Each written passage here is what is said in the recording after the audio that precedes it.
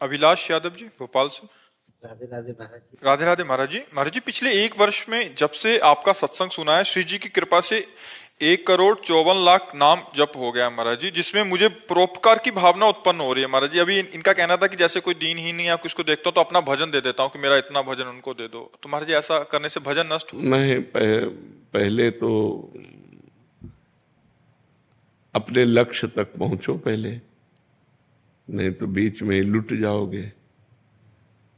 भगवत प्राप्ति जब तक ना हो, अब तुम्हारे को प्रक्रिया बदलनी चाहिए।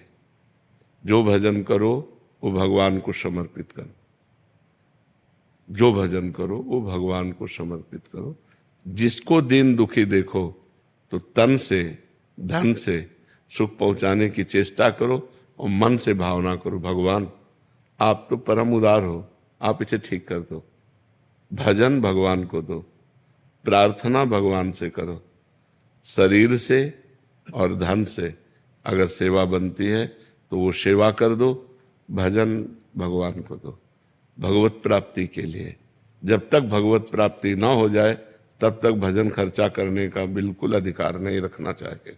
महाराज जी, उस समय मन बहुत द्रवित हो जाता है, तो तन से सेवा कर दो और मन से प्रार्थना कर दो। आपका भजन तो थोड़ा है ना, और भगवान अपार करुणा सिंधु है, तो हम प्रार्थना करते हैं कि भगवान इसके कर्म को आप नष्ट कर दो, इसको सुख प्रदान करो। हे भगवान, आप इसके दुख को दूर करो। ये तो हर भक्त विनय कर सकता है। तो विनय करना, शरीर से और धन से सेवा करना, भजन को भगवान के चरणों में समर्पित करना, वो सिर्फ भगवत प्राप्ति के लिए है। हमारा जन्म साधन धाम मोक्ष कर द्वारा, हम भगवत प्राप्ति के लिए भजन करते हैं। और दूसरी बात, सब में भगवान है, सब रूपों में भगवान है। तो जब कोई दुखी हो तो देखो भगवान दुख की लीला कर रहे हैं। तो हमसे जो बन सके हम तन मन धन से सेवा कर दें, लेकिन भजन भगवान को दें।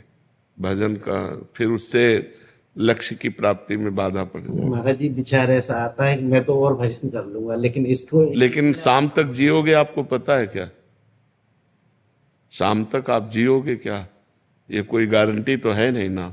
तो पहले हम अपना कार्य करते हैं मनुष्य जीवन का, पहले अपना कल्याण करें, अपने को भगवत प्राप्ति करें।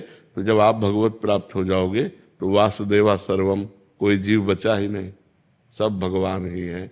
यही अनुभव हो जाएगा। सिय राम में सब जग जानी। तो नाटक मंच पर दुख सुख का नाटक कर रहा है, वस्तुतः वो परमात्मा है, ऐसा ज्ञान हो गया तो ये वृत्ति भी चली जाएगी। समझ रहे ना? असलियत में, परमार्थ में पहले तुम चढ़ो, तुम अध्यात्म को प्राप्त हो। तो जब तुम्हारा चश्मा बदलेगा तो सर्वम खलमिदम ब्रह्म, सब ब्रह्म विराजमान है। तो दुख सुख का कोई खेले नहीं है। माया में दुख सुख है। जैसे स्वप्न में दुख सुख होता है तो जागृत में मिट जाता है, ऐसे ही जागृत का दुख सुख ज्ञान में मिट जाता है। जब आप ज्ञान को प्राप्त होगे, भगवान को प्राप्त होगे, तो न दुख है न सुख है, वही सच्चिदानंद परमात्मा स्त्री पुरुष रूप धारण किए हुए लीला कर रहा है, ऐसा अनुभव आएगा। तो अपने भजन को